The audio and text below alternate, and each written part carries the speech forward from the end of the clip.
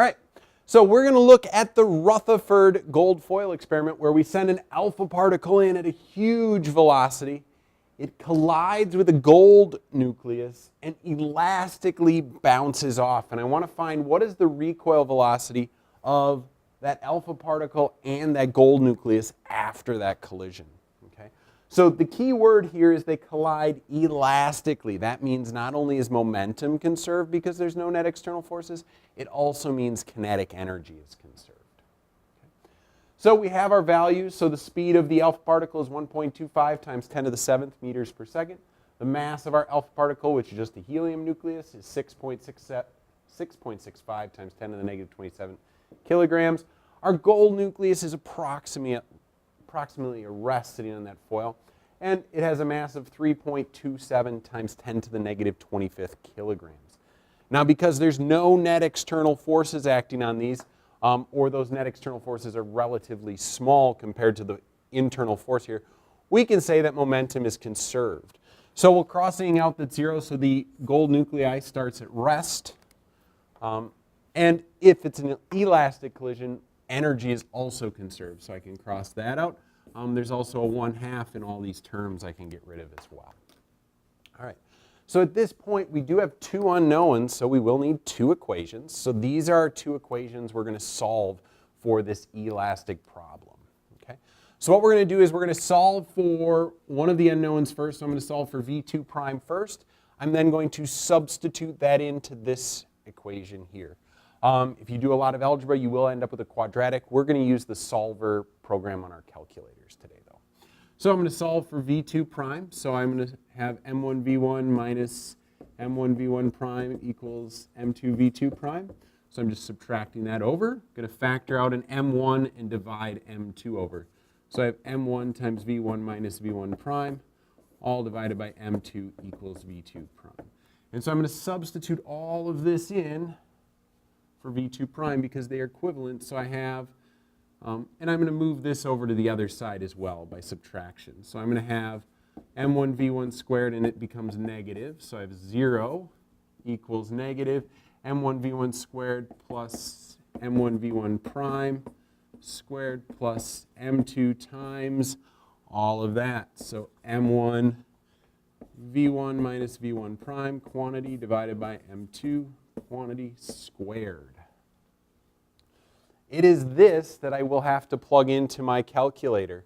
I'm going to go ahead, because this problem has such large values, I'm going to store these as variables when I do it. And so I'm going to show you how we're going to do that on the calculator. But our goal is to take this equation and type it into the calculator. All right, transit.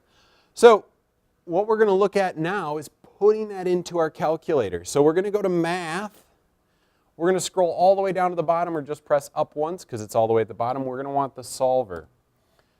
We're going to press up until we get to a place where we get 0 equals, and we'll type in our equation.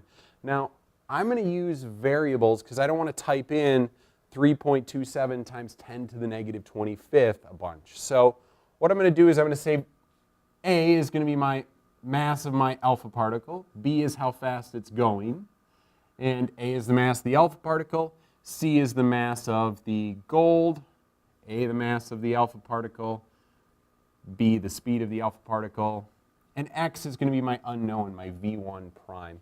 So I'm going to type in my equation. Now, if you don't want to use variables, that's fine. You can just type in those big numbers. Just make sure you're using that EE key, which is right here, when you do it. Just because, especially when dividing by this one here, you're going to want to use that EE key for order of operations. Once you get it typed in, you're going to hit Enter. Here is where I'm going to identify my variables. So the mass of my alpha particle, the speed of my alpha particle, the mass of my gold nucleus. And my V1 prime, the velocity of my alpha particle after the collision, I have to give it a guess. Now, there's two solutions to a quadratic, and one of the solutions is going to be nothing happened. The alpha particle did not get hit. And so the alpha particle just went through. So 1.25 times 10 to the 7th is one solution. So I want the other solution. And if I send something small like an alpha particle into something big like a gold nucleus, it's going to get bounced back. So I should see a negative value, and it should be pretty big. So I'm going to guess like negative 10,000.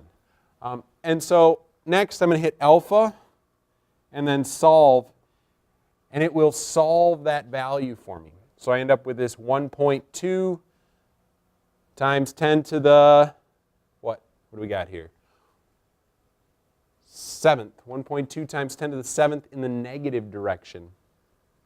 Now to solve for my v2 prime, the velocity of the gold nucleus, I'm going to go back and I'm going to plug that into my original momentum equation.